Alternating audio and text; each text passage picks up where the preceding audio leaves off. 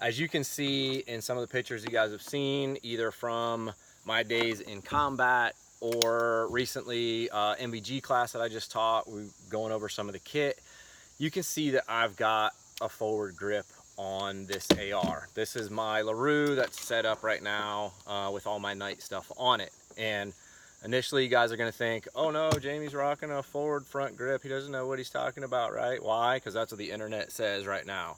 Oh, we don't do forward grips. Everybody's got slick rails. Well, you know what?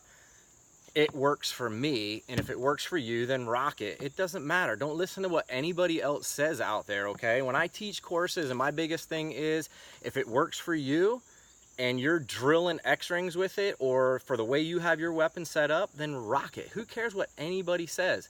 Put the proof downrange on targets, all right? So for this setup, why am I running it? I'm running it because I need to be able to manipulate my white light and be able to manipulate my laser. Now, granted, yep, you can do that up here by using your thumb on top of the laser, having your grip over the rail, all right? And you can put your pressure pad here inside the rails and manipulate your white light.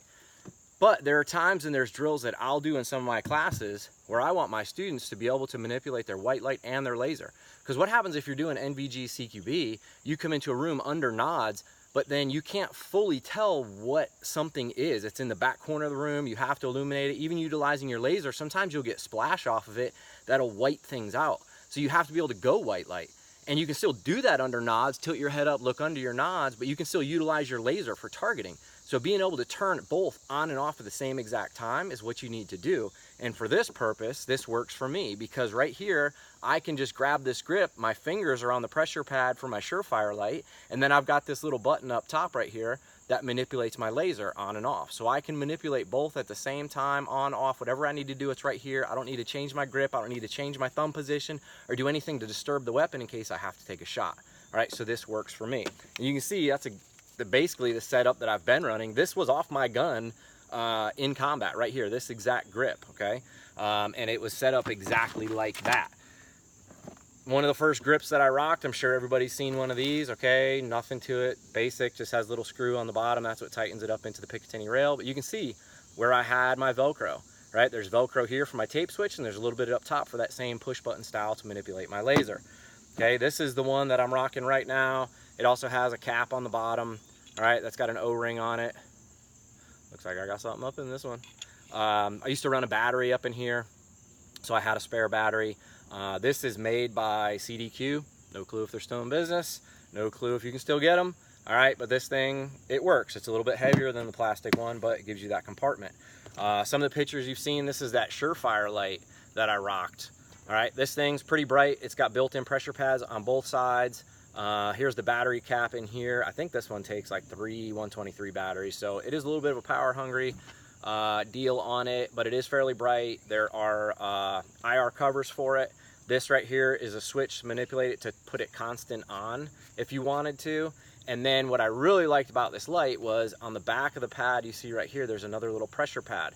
There's 2 small LED lights, and I think they made this in a couple different color options, but all you had to do was push that on the back and then these would light up. So you didn't have to put off that big bright white light signature. You could actually use that, and then you could put off a little bit of ambient lighting, which has a whole lot of purposes and advantages when you're on target, especially in a tactical environment, whether it's LE, overseas, whatever it may be. You may need a little bit of light, but you don't want to put off that big bright white light.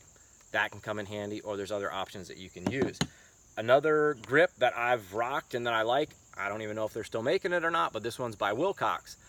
So this is a forward grip. It actually has cables that come off of it. You buy them for whatever system you have. This one went to my laser, and then this one right here went to my Surefire light.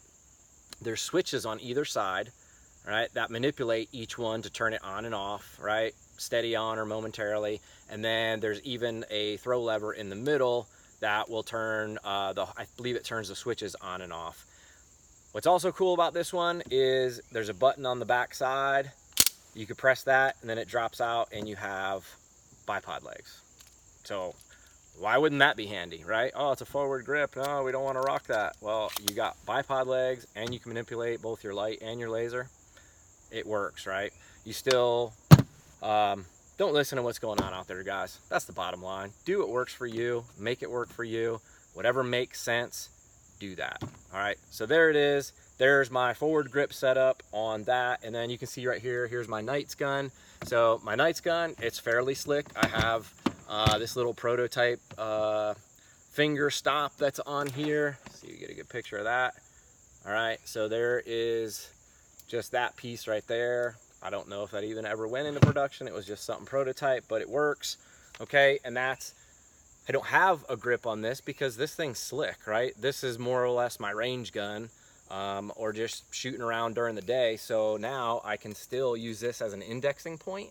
So I can grab back here. When I grab up here, it doesn't matter how I grab the weapon for what I need to do for that drill or for what I'm trying to accomplish. I have a reference point, okay? And your forward grip can be the same exact thing. So that's on here. You don't need to grab it by the forward grip. Okay, you can still grab in front of it and push your hand back up against it.